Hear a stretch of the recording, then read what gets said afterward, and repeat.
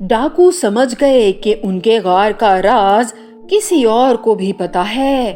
डाकुओं के सरदार ने हुक्म दिया कि सब लोग शहर में फैल जाओ और पता लगाओ कि कौन है जो यहाँ आया और लाश लेकर चला गया।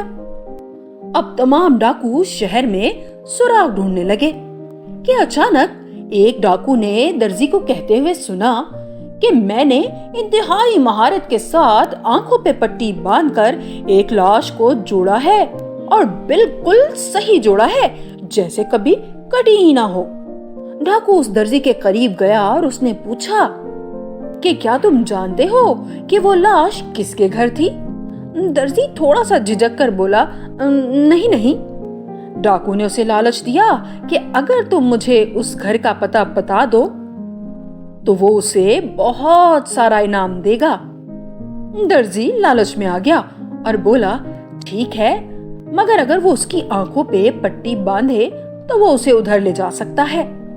डाकू ने दर्जी की आंखों पे पट्टी बांधी और उसके साथ चल दिया।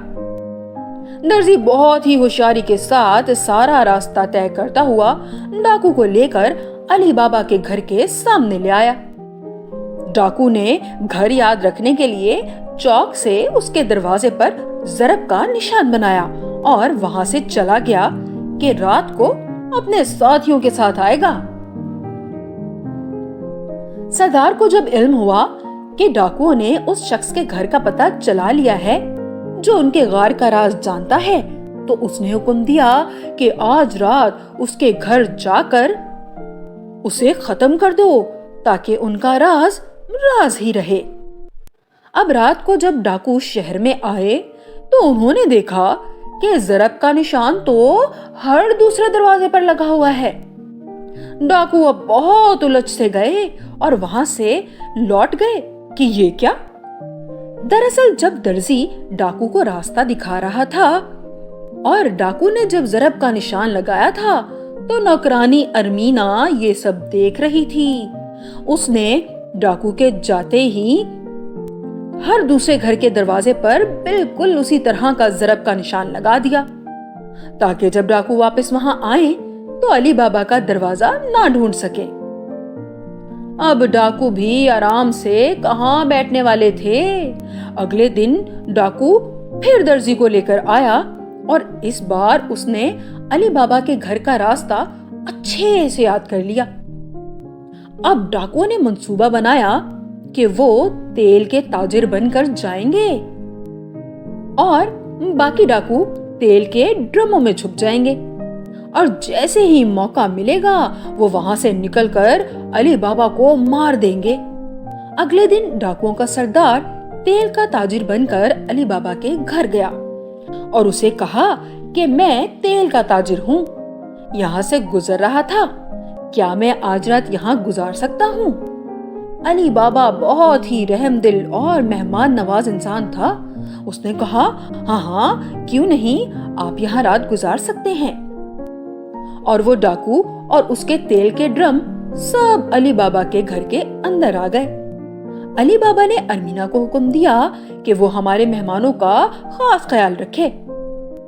अरमीना ने सोचा कि क्यों ना तेल के ड्रमों को भी जरा अंदर खिसका दे ताकि रात को वो महफूज रहें। जैसे ही अरमीना ने तेल के ड्रमों को हिलाने की कोशिश की तो वो समझ गई कि इन ड्रमों में तेल नहीं बल्कि आदमी छुपे हुए हैं।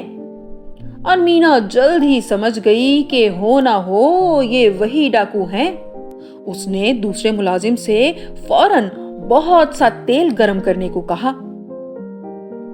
जैसे ही तेल गरम हुआ उसने गर्मा गर्म तेल ड्रमों में डाल दिया। यूं ड्रमों के अंदर मौजूद सब डाकू मर गए। अब वो डाकुओं के सरदार के लिए चाय में जहर मिलाकर ले गई। जैसे ही सरदार ने चाय पी वो वहीं गिर गया और मर गया। अरमीना ने सारा कुछ अली बाबा को बताया। अली बाबा बहुत खुश हुआ कि अरमीना की जहानत और समझदारी ने उसकी जान बचा ली। अली बाबा ने अरमीना का शुक्रिया अदा किया और उसको आजाद कर दिया और साथ ही उससे कहा कि वो गार से जितना चाहे सोना चांदी ले जा सकती है।